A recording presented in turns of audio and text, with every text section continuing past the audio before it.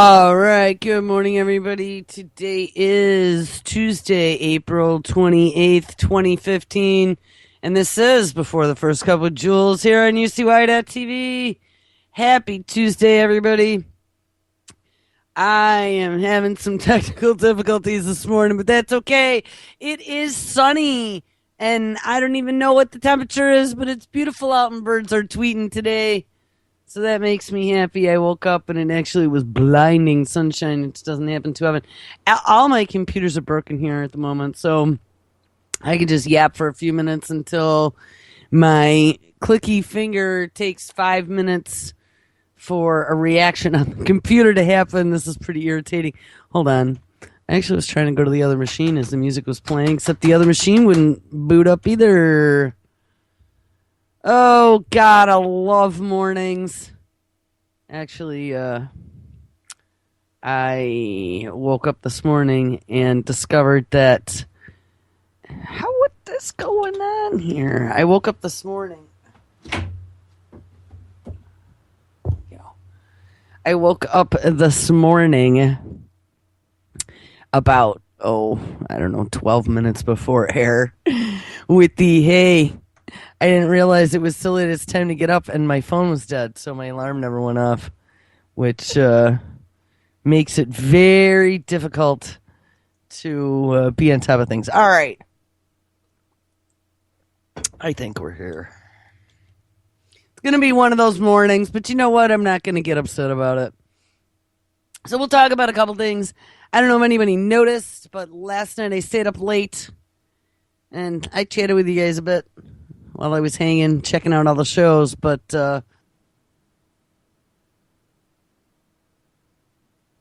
if you go to the UCY schedule, UCY.TV/schedule, you will see that I 3/4 of the way reworked the overnight schedule.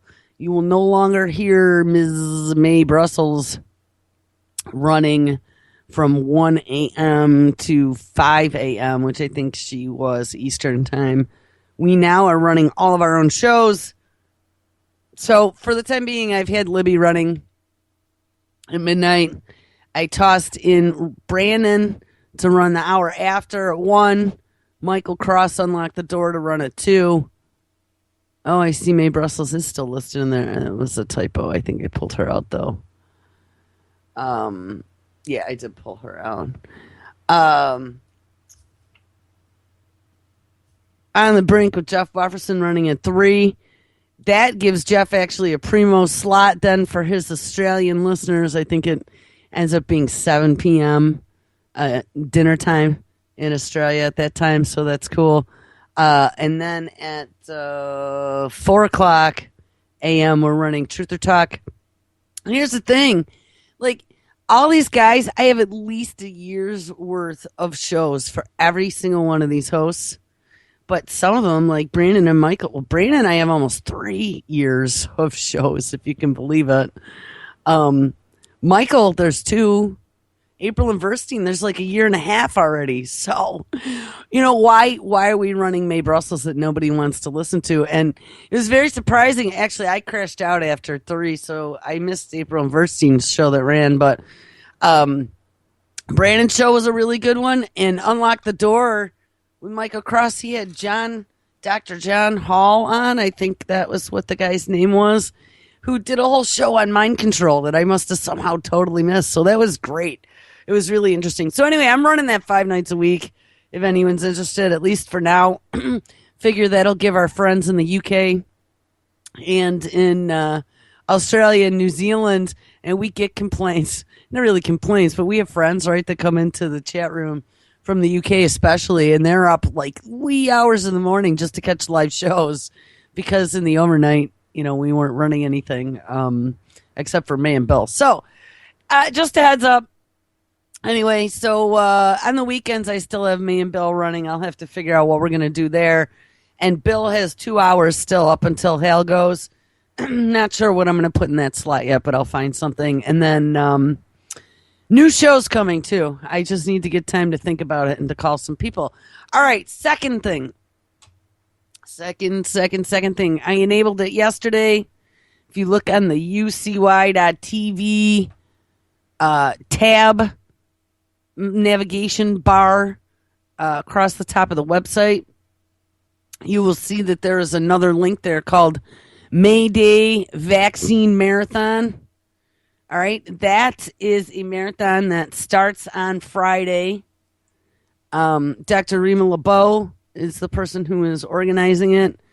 April from Truth or Talk was the one who turned us on to it. They are doing live shows from 8 o'clock in the morning until midnight, all about vaccine truth. So they asked us if we would be interested in simulcasting it. I said, absolutely. I mean, this whole forced vaccine thing that's coming down the pike is no joke. You guys know, if you listen to my show, I take this shit very seriously, and it freaks me out. And especially when we dig into some of the new technologies and stuff that they are using to put into these Frankenstein vaccines. And, strangely enough, this John Hall that we were listening to last night, he was saying exactly, he was talking a lot about mind control, but he got into a lot of the secret CIA programs that have been happening in the past. And this Project Monarch and MK Ultra. Remember, we talked about MK Naomi, which was the secret CIA program for biowarfare, and we dug into the history of the biowarfare project. This Michael Hall, or John Hall, was saying pretty much the same thing we were saying about the biowarfare program, about the mind control program. And this is something that they were imposing upon us, and don't think that these secret experiments ever stopped. And the one thing that he had said is that, there's all these kind of de facto laws saying that it's unethical to experiment on humans unless national defense is involved. And I was like, ding, ding, ding, ding, ding. Because when we read about the biowarfare program, remember in the late 60s, early 70s, Richard Nixon signed the papers that said that the U.S. didn't do that anymore. We were going to be good, but we were going to protect ourselves with vaccinations. And then the vaccination program, nobody looked twice or batted an eye at it. But if you really look at it, and like we've talked about all these pathogens running around now, and we'll look at some more today, what a perfect opportunity. And to be making vaccines against all these never before seen pathogens, you better believe that they have to have those pathogens in the lab. So anyway, this May Day Vaccine Truth Marathon begins at 8 a.m. this Friday, which, yes, means before the first cup gets a day off. So that'll be awesome. I'll be sitting here in my pink and black polka dot bathrobe, drinking coffee, listening to the marathon as opposed to having to be sitting here on air for Friday. April is actually a guest on the marathon at 11:30 a.m. Eastern, so we should all give her a cheer. There's a bunch of other people that you'll recognize. Dr. Tenpenny's going to be on as well. There's a couple attorneys that are going to be on. People, the first and the second guest, Susan Story, I think they're going to talk about some of the things that happened to Susan. She's going to talk about the Vaccine Injury Board. And then the second guest is Walter Kyle, and he was going to talk about the law on the Vaccine Injury Board. So it looks like some really good stuff. We also have Mike Adams. Whatever you think about Mike Adams, he's still, he's got a huge following through Natural News, and it's great to have him at least be promoting this event.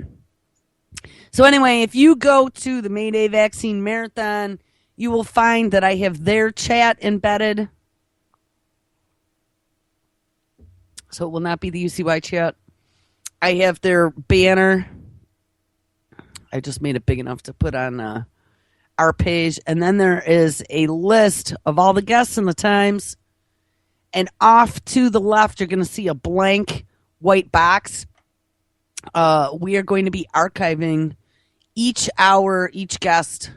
Actually, I'm going to have to tell Paul I forgot. These are all in half-hour increments, so we'll have to look at this. I was going to be archiving each hour. We might have to, but we'll see. Anyway, we're going to be archiving the show for them, And then they wanted us to auto rip it to YouTube. So we're going to do that for them too. So this will all be up there in case you missed some of it. So pretty exciting. So that means on Friday, Josh wanted to take the day off. And if the host didn't want to take the day off, I was just going to program the show, so it opened up onto UCY when their slot came up. But Josh said, no, taking Friday off is awesome. So Josh is off, and I just messaged Levon yesterday because there's a roundtable 11 o'clock to midnight, so that would have been easy enough to program around her show. And she said, nope, I'd love to take Friday off. So we are all off on Friday, and the May Day vaccine marathon is going to be running. So make sure you stick around and come back, hang out, meet some new people in chat, and learn something. I don't know. I think it's pretty exciting. Like I said, vaccines are a red button issue of mine. So I'm pretty happy about that. So thank you, April. Thank you, Dr. LeBeau. Okay, so where do we start? Yesterday, honestly, I don't even remember what I talked about. If I can scroll down, I don't even think I shared the show. Damn. I don't know. I was so busy yesterday. All this crazy stuff going on with Baltimore.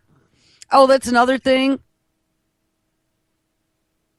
I don't know what happened in the last few hours when I was sleeping, but there was some major stuff happening last night. We had the scanner on until like 3 a.m.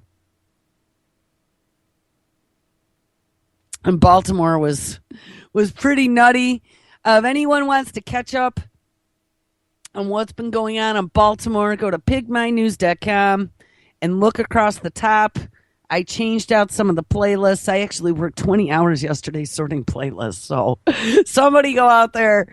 I don't know. He had to have uploaded probably 60 or 70 video clips from yesterday with all the craziness happening in Baltimore. So there is a Baltimore violence playlist there if anyone wants to catch up.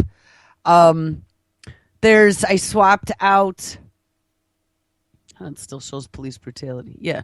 I swapped out Police State, and there's a new police brutality playlist that I tried to sort out anything considered police statey just to police brutality cases against innocents.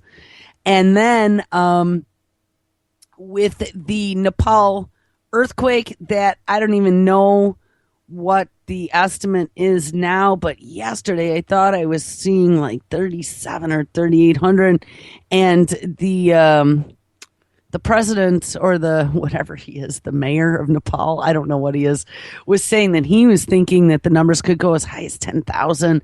So you had the avalanche on Mount Everest, you had the devastating earthquake in Nepal, which those were both kind of related. And then you also had that massive Chilean volcano. I saw that now in Peru, they're talking about an eruption.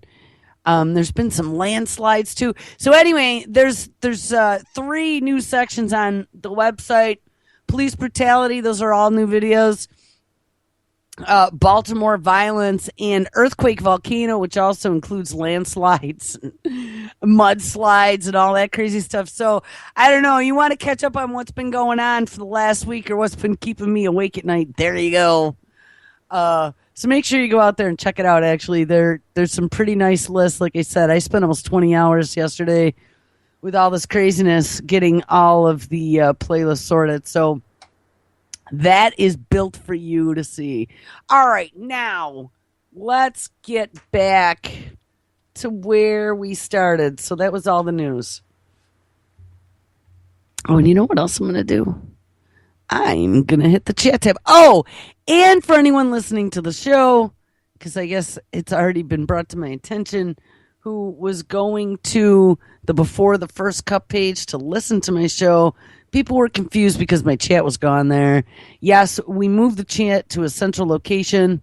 So if you haven't been here, just take a look right in the center of the navigation bar on the UCY website. It says UCY chat. If you go there, that's where everybody is. And I see you. Good morning, everybody in chat. All right. So we need to get to Oh, it's going to be one of those days. It's gonna be one of those days. Yeah, it was a late one last night. There was just too much going on. I couldn't help it. I finally, I couldn't stay awake anymore. I was like, oh, I'm done. But by that time, I already heard the birdies tweeting. And that's not good. We don't want to be hearing birdies tweet.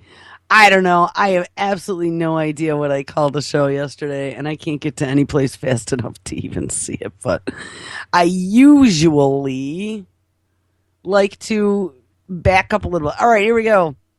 Oh, bird flu. That's right. That's what we talked about. Bird flu, state of emergency, car hacking, and insecurity. So, what happened at the end of the show yesterday is somehow mysteriously, as we were talking about this blow up of bird flu in 12 plus states, and I think it was Minnesota and Wisconsin, both have declared states of emergency now.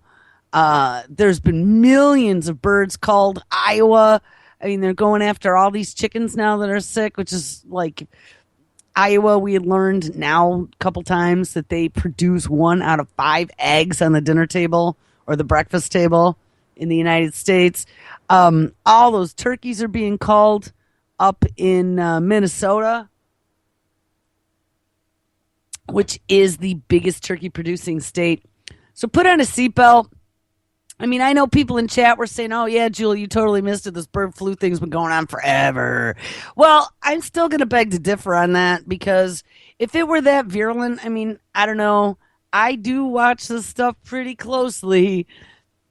I mean, I know that we've had little percolations of bird flu. I'm not going to say that it was completely devoid from the environment, but to be out of control to the point where at 12 plus states, raging state of emergency, we're working on a vaccine. Oh my God, Fido's got bird flu. I don't know. To me, this just seems like another way to put fear in the minds and hearts of the American public. So when it comes time to line them all up to get their next generation bio warfare injection, everyone will be more agreeable, right? I mean, that's pretty basic psychology. All right, so we talked about car hacking. We talked about manufacturers talking using the DCMA, the Digital Millennium Copyright Act, to potentially make working on your own car a crime. If you manipulate the software, the hardware, you could damage the new, what they're going to designate cars, mobile computing devices. But what had happened at the end of the show, I actually somehow mysteriously got muted, though the computer's on the other side of the desk, as is the mouse. So not sure how that happened without me noticing. But there was a whole section that talked about the new cybersecurity bill. And we talked about this when it first started coming out, where Obama had approached the tech giants and had pretty much said, hey, you know, you guys want me to cover your ass. So the only way I'm going to be able to cover your ass, Lily, is you guys hand every bit of data that we ask you for about private individuals over. If you want us to cover your ass from lawsuits, then you better bend over and spread them and become part of the team, because we're not going to do this anymore. You guys think you can be a separate entity and not, you know, give it all up. You got another thing coming. So it's kind of like pay protection from the thugs, from the organized thugs out there. And that's pretty much what they've done. So now they have all these corporations that have been given carte blanche, that when they hand over information about users on their network, they will not have any liability to be sued later on for breach of privacy or whatever. And it said specifically that they're going to be contacting the alphabet agencies directly to give them intelligence about, interests, targets of interest. Now, that should be really disturbing. I mean, any corporation that opens their back end to the feds and lets them do whatever, whoever, whatever they want. And if you think that they're just going to be like collecting info about employees, you got another thing coming. Once you let them in the back door, I hope they hit every financial record you have. I hope they hack through, they get into the CFO's computer, into his secret ledger, and all of a sudden you find a letter saying, we'd like to talk to you, because that's what's going to happen. So I don't know. That's passed, or they were working on passing it. We talked yesterday. It said that there were two bills, and they both were going, I think, to the Senate. They're being combined, and they were hoping to have that approved here shortly. I don't have the story up anymore, but it pissed me off because it was like 8 minutes. I read the story, and when it came time for the show to be published, it was just all dead air. All right, so where do we go from here? I don't even know what I feel like talking about, honestly, guys. Oh, here it is, Cyber Information Sharing Bill. That's what it is. Oh, yeah. One of the things I was talking about, too, is they said that they were opening this new department. Here, we might as well read this. What the hell? Wish I had a video on it. All right. This is actually on benswan.com. Cyber information sharing bills give government new surveillance powers. So, touche, NSA. We're going to read it anyway. This is from April 24th last week. On April 22nd, the Protecting Cyber Networks Act and the National Cybersecurity Protection Advancement Act were both passed by the U.S. House of Representatives. Both bills will be combined and is now headed to the Senate for approval, so it's right there. Described as, quote, cybersecurity information sharing bills that would make it easier for the government to defend against cyber attacks. Oh, yes, those pesky cyber attacks. And allow companies to more easily share intelligence with government agencies. Critics say that the bills are more accurately described as, quote, unquote, surveillance bills. The American Civil Liberties Union says the Protecting Cyber Networks Act, H.R. 1560, and the National Cybersecurity Protection Advancement Act, H.R. 1731, called affectionately known as the Homeland Bill, will work together to further erode privacy and expand the ability of the government to monitor communications. Specifically, the bills would create a new cybersecurity spy agency. Now, didn't Clapper, during one of the Senate subcommittee hearings, didn't Clapper come out and answer to the question, how many surveillance groups do you have within the federal government? And he kind of quipped and laughed. Ha, ha, ha. Only God would know how many. He has no idea. So, I mean, the fact that they're, instead of just finding some other alphabet agency to clean up and wind up and point in this direction, let's just create another one. Sounds like a good idea to me. That was sarcasm. Specifically, the bill would create a new cybersecurity spy agency and remove existing privacy protections. Oh, wow. So you know what? After all the NSA stuff that came out via WikiLeaks and Snowden, and all the times that we had said they're spying on us and people pointed to us and said, you tinfoil hat wearing paranoid crazy person, that now your friends have to like swallow their pride and go, wow, you weren't so crazy after all. After all of that, now it's in the common psyche. We all have accepted that everything we do, we say, anywhere we go is being spied on. So, hey, why not just flaunt it all out in the open now? So apparently they are. By adding the phrase, quote, notwithstanding any law, unquote, Companies will be able to share information amongst themselves and with the government. And the word I keep hearing there is wanton. Yes, wanton sharing.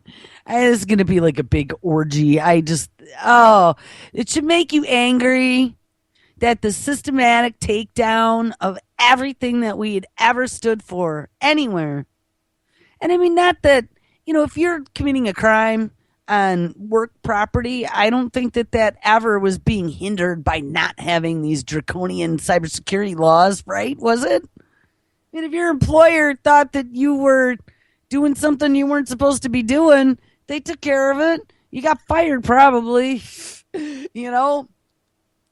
And if you stole something, they probably called the cops. So I don't see how now all of a sudden, and here's the thing too, the NSA, we read all about General Keith Alexander last summer, the summer before. We spent like 3 days on him and all of his spy agencies that he created within the NSA. And especially now that Keith Alexander's this, cybersecurity professional selling himself for $1 million a day, was it? Or $1 million a month, I think, for his expertise. So why do we need any more? I mean, it sure as hell sounded to me like Keith Alexander had it all locked up, lock, stock, and barrel, and had a handle on all the quote-unquote potential terrorists, including the potential domestic ones that become radicalized over the internet. And now that apparently we have all these workplace jihadis out there we have to be spying on, you'd think the NSA would already have that covered. So I don't see where this is coming from. All right. So by adding the phrase, quote unquote, notwithstanding any law. So, hey, screw all the laws, regardless of what all the laws are, we're going to do anything we want. I mean, that's pretty much what that means, right? Notwithstanding the law. So besides anything the law says, outside, over, and above, we're surveilling you. Companies will be able to share information amongst themselves and with the government. The information, and it's a big cover your ass bill is what this is. The information does not have to be directly related to an ongoing cybersecurity investigation. The language in the bill will also protect the companies who share information from being sued. Ding, ding, ding, ding, ding. You knew that was coming. That was something back in the mid-2000s when I think it was AT&T was told they had to bend over and give it up to the feds for the cell phone info, and AT&T was screaming. I remember I was a tech back in those days, and it was a big case because we still had what we thought were some sort of privacy protections back then. So it was a big case. That was like the little people backed by Big Ma Bell against the feds. And pretty much what happened was just like, we looked at Billy Gates and the antitrust lawsuit too, and when that all happens, in the end, they get you to bend over and they give you a big wet one right on your butt cheek and say, don't worry about it. Just give us the information. We'll take care of it all. And that was it. And so big corporations just nodded their head and gave up the store. And hey, they're not in it for us, but it's just really infuriating that just in the last even 10 years, from when cybersecurity really first became a buzzword and people were worried about, hackers and whatever. It was more in the commercial space, not really, you had McAfee antivirus for the consumer space. That's all you needed back in those days. But yeah, so I don't know. It just makes me sad because it's incremental. It's happening really, as they turn the heat up a half a degree every week or two. You don't really notice it until you look back over a chunk of years, and then you're like, wow, this really has gotten out of hand. And this literally is so out of hand now with the spying and surveillance. Pigman actually dropped me a couple videos last night of some whacked out technology. And the day before, I had found some really whacked out stories too I wanted to tell you about in Mad Science Gone Mad department. So here, let's get through this. It says the bill does not include provisions which require a company to review or redact any information that's personal or not related to a cyber threat. However, the ACLU says companies can still include information that it believes is plausibly directly related to the threat, so they can do so without impunity. So, and they can just basically, they're saying, hand it all over. We'll sort it out. Don't worry if there's any personal information in there, because even if it is, you won't get in trouble for it, and it might help our investigation. So just give us, you know what? Give us all 10,000 pages, and we'll pull the 3 out that we need, and we'll get rid of the what? We'll get rid of the rest, right? Wink. Once information is shared with government, it can easily and legally, like I said, be shared with an abundance of intelligence agencies. The information will automatically be shared with the military, including the NSA and the Office of Director of National Intelligence. And from there, the information can be shared with federal, state, and local law enforcement. Once again, the information can be used for reasons that go way beyond alleged cybercrimes. And that's what I'm worried about, is what the hell else are they going to be snooping for? I mean, is this going to be like anything and everything? Anything that could potentially be illegal? They're going to find probable cause in a chat that you had like 6 years ago? And what does that mean? Oh, did we see someone mention something that might be illegal? So we're going to go check it out? Go get a warrant and kick a door in? I mean, I don't know what that means, but it's very disturbing to me. And I mean, could they be doing that already? Yes. Are they covered over our violations of privacy? I don't know. Could you really fight it now if you wanted to? I don't know. But it seems to me that with this new cyber protection bill, you know, Obama's like, we got to protect businesses. This just puts the cherry on top. Like, once this passes, I don't think we're going to have any leg to stand on, because I was reading something not too long ago. They really think that this needs to pass because of all these homegrown jihadis. And I'm serious about that, because we're all at risk now. All of us. I mean, workplace violence, people. Do you remember? I remember back in the 90s, in the early 2000s. Remember Office Space? Remember that movie? If anyone saw that. If you've never seen that, the movie's actually pretty funny in a geeky 90s sort of way. But back in the day when that movie came out, man, I was a tech back then. And we just all went crazy for that movie, because it was, again, like Geeks of the World Unite. Rise up against the machine. And I think it was a call center. I was working in a call center back in those days, distribution. I did phone tech support. Oh my God. Talk about like take a pencil and stab it in your eyeballs. I did that shit for 3 years. I think I did phone support before I became the tech trainer, which was much better. I did that like standing up. But yeah, so anyway, I think what they did was, didn't they go beat the crap out of a computer in a field with a baseball bat? Which, of course, you know, all my computer problems. But I think what they did was kind of like that, what's it called? On the stock market, where they're doing that computer-assisted trading, that fast trading, where they're making like a penny a transaction or a half a penny a transaction. But because of that, they've become like rich doing it that way. And now, you know, we've heard a couple things. There's the Attorney General in New York State that said that high-frequency trading isn't even legal, they don't think.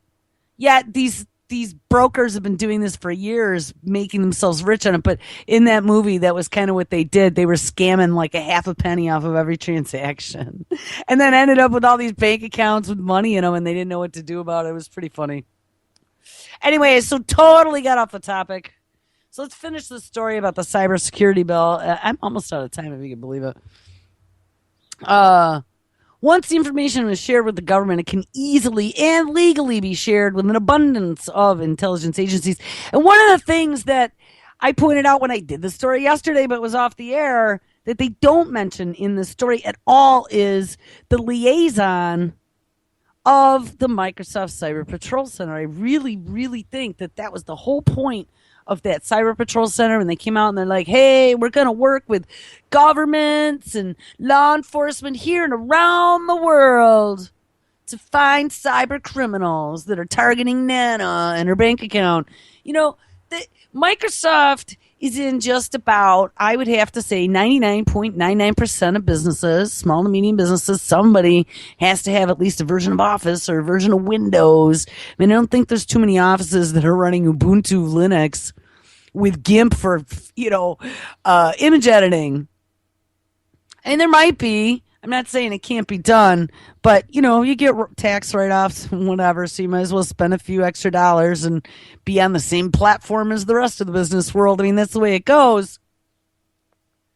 But with Microsoft's foot in the door in the majority of American companies, Microsoft, of course, they are coming now back to collect the fruits of Billy Gates' labor when he bent over and spread them for the mysterious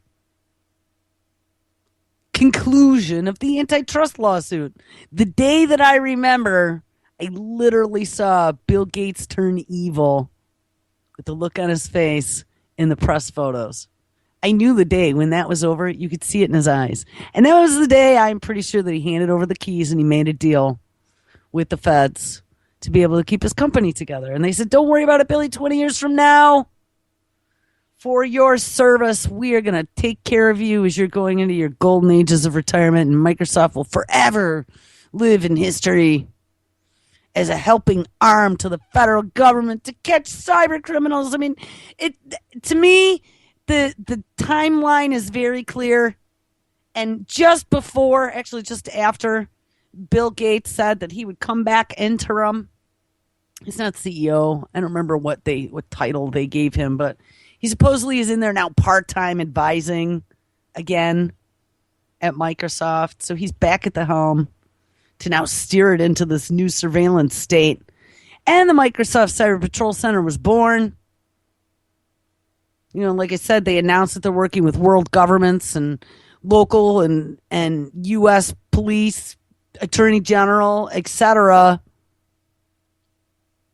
tracking down cyber criminals, almost like a real life CSI. And what a more perfect puzzle piece to lock into place to act as the shim between governments and business, right? So Microsoft has been given the golden egg for that one. And like I said, I find it interesting that nowhere in the story is Microsoft Cyber Patrol Center even mentioned, even with the bat of an eye. Like, how could that not be mentioned?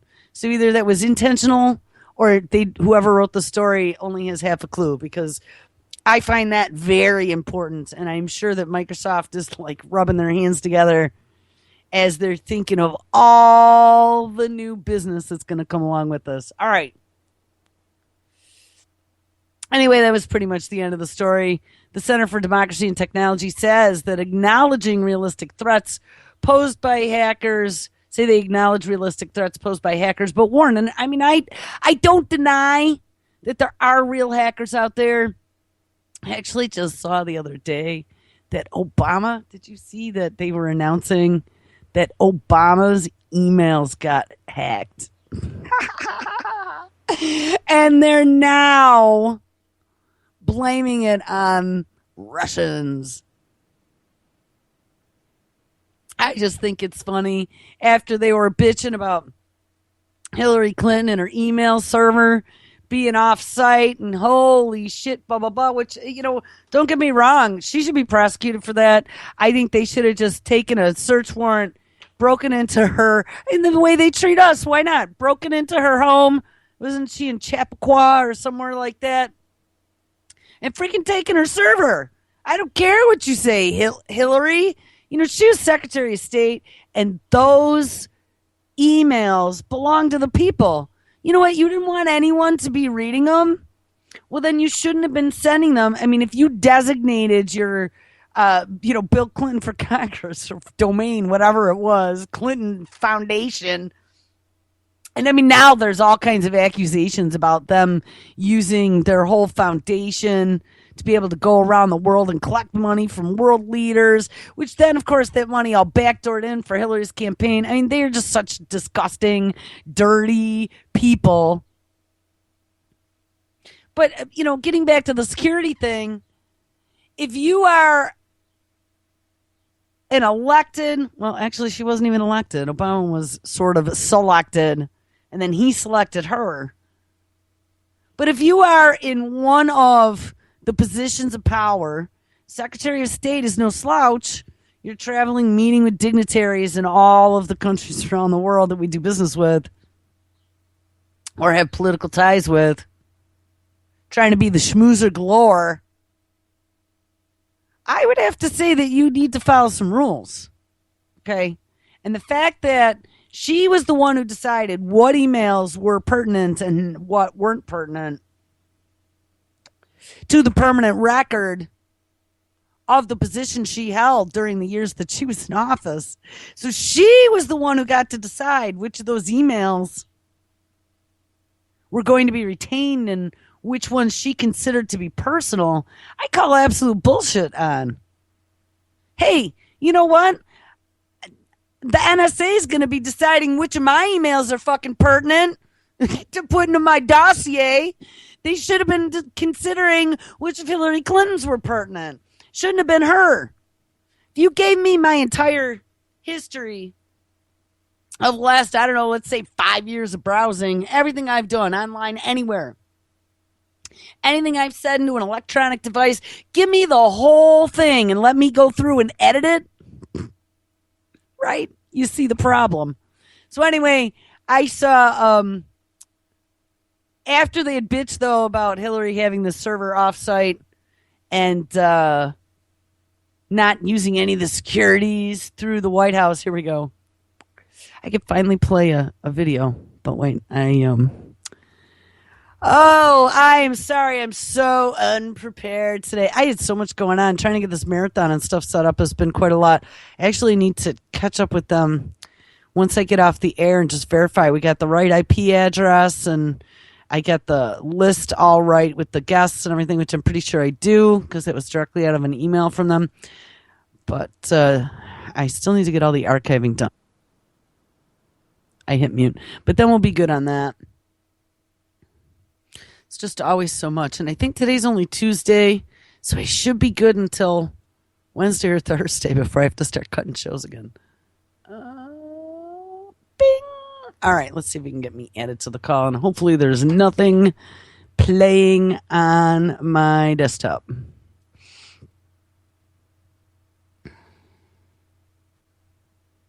And we're in slow-mo. But... I think we're connected. All right. Anyway, report says Russian hackers got in Obama's emails. What? I don't know. It gave me some pleasure yesterday, so I thought I'd share it with you. Hopefully it works. Hurry it up. The New York Times is reporting some of Barack Obama's unclassified emails were read by Russian hackers last year.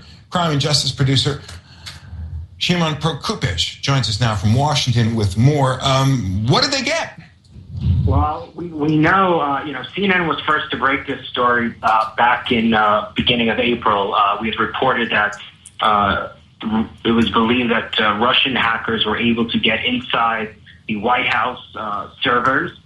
This is the unclassified, sort of not the secret side of the White House computer system. And basically, it appears that they were able to read a lot of emails. A lot of people who work at the White House who were communicating with the president, with his staff, with the Secret Service, anyone who had any sort of communication within the White House, outside of the White House, through their emails, through their server, it appears that the Russians were able to get access to. One of the most important things that we had reported earlier this month was that the Russians were able to monitor the president's movement in real time. So, whatever his schedule was, whatever changes were made to his schedule, they were able to see that. They were able to read it, and they had access to it. Who are they? Well, the government believes it's the Russians. I mean, sources we've talked to say that everything is pointing to the Russians. Forgive me, you say the Russians. Are you talking about Russian authorities, people acting under the orders of official government figures, or are these Russian hackers? Because there's a lively underworld in Russia that is entirely criminal and out of anyone's control. Well, that is true. But now, certainly sources that we've talked to, Evan Perez, who covers the Justice Department for CNN, and I have talked to people who've all indicated that these were hackers acting on behalf of the Russian government. Whoa. Talk about, it's possible Russian hackers have been around for a very long time. I warned you guys about them a long time ago. I would always be suspect of any website that ends, instead of a .com, that ends in a .ru. That was something that we'd known about for a long time, that they would load a lot of those websites with malware. So when you would go out there, it would download some sort of mischievous software, malicious software onto your computer that would, do key logging or something like that. I mean, God, I'm trying to remember, what year was it? 1998, 1999? That was when I bought my first surveillance software from a Russian hacker online. And he wrote a little keylogger. I paid him like $15. I had a boyfriend who was doing all kinds of shit behind my back. And I wanted to catch him, and there was nothing out there like that. So I did. I found a Russian hacker who had the software and installed it on my boyfriend's computer. It totally busted him. They've been at this for a long time. Even when I was doing IT stuff and running the e-business department, that was, I think I mentioned that yesterday, was like Ukrainian or Romanian, I think it was actually, the Romanian hacker that we had caught. And we didn't catch him, but we thwarted his attempts. We watched him for a whole weekend. We fought with him getting into our server, and we had to keep plugging the holes in the bucket every time he got in. But anyway, here, let's listen to a little bit more. I'm surprised they're blaming it on the Russians and not the Chinese or the North Koreans or, oh, God forbid, ISIS with their hacking skills in the desert. Who were working for the Russian government and were doing this on behalf of the Russian government. This is extraordinary. What is the White House saying? Well, they basically have not said much. I mean, they had early on, they have never publicly admitted that it was the Russians. They had early on when they had noticed that there was suspicious activity within their servers. They did release a statement and basically have admitted that there was some sort of a intrusion, but have not come out and publicly said who was behind the intrusion, and they have not discussed publicly, what exactly these hackers who were working for the Russian government, what they got their hands on. What the one thing that it does make me think of there is if Snowden is still in Russia, and I don't know. I mean, I still think day one when Snowden came out, I was like, his story to me, though he's coming out and pretending like he's the next American hero, the whole thing was just too convenient to me. And I mean, now, how long ago did that happen? A year plus ago. And things that I was saying back then, I gotta hit that, hold on, I gotta hit that hang up button. I hate that hiss. Things I was saying back then, I am now hearing being echoed throughout the alternative media, that now people are like, well, maybe he wasn't, doing this in our best interest. I honestly almost think that Snowden is some sort of double agent, probably. I mean, he now is over in Russia. Who was I just hearing yesterday? I think it was Michael Cross saying exactly what I had said at the time, too. How, Russia, we used to be very friendly with Russia back until the whole Snowden incident, and now it's become like the whole... UCY is now trying to call me. Hopefully it's not screwing up the broadcast. Okay. We were pretty friendly with Russia until the whole Snowden thing happened, and now it's become like a Cold War again. I mean, is it real or imagined? This could all, remember, rich guys all butt pat and butt rub in the background while they're on their yachts eating their caviar. So who knows? Who knows if it's real or not? But anyway, like I said yesterday, it just gave me a little bit of pleasure when I saw that They were stating that his emails had been hacked. Hopefully, he said some things that were pretty embarrassing in there. We'll find him on a website someday. All right, let me pop back over to chat quick. And I will drop you guys the story. Yeah, every government does have hackers. So it's very possible. But anyway, there you go. So where do we go from here? There's only a few minutes left. I know there were a few stories that I wanted to mention to you guys, and maybe this is where we'll kick it off for tomorrow. I kind of lost the whole progression of things when I lost 8 minutes of the show yesterday when we were talking about vehicles. But Mini Cooper, has some new augmented reality glasses for driving their car that are pretty slick. But we're not on the cars really anymore, so whatever. But wait. There were here. This is one I want to share with you. So, as we spent time talking about Ebola, quote unquote Ebola, and all the reasons for the Ebola, quote unquote, outbreak, quote unquote, and all the vaccines that for the first time ever got to be tested in humans now, oh, lo and behold, in Africa. And all the private companies that got to go public, like right before that, quote unquote, epidemic happened.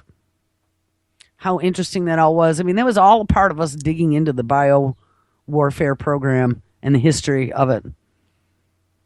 And RNAi, remember, and Mad Science Gone Mad. Human guinea pigs for testing. And actually, that Dr. John Hall mentioned all that yesterday. I mean, I definitely am not off the mark on any of that stuff. We need to dig deeper is what I've discovered. He had so much on mind control, and I've been saying I got to put together some real research on the mind control programs, and we're going to dig deep into that. But, oh, my God, hearing that show yesterday, actually, if anyone wants to catch it, we wrote the date down. It is on YouTube, on the UCY YouTube channel, youtube.com/UCY TV. Unlock the Door is the show. And it was the May 17th, 2014 show with Dr. John Hall.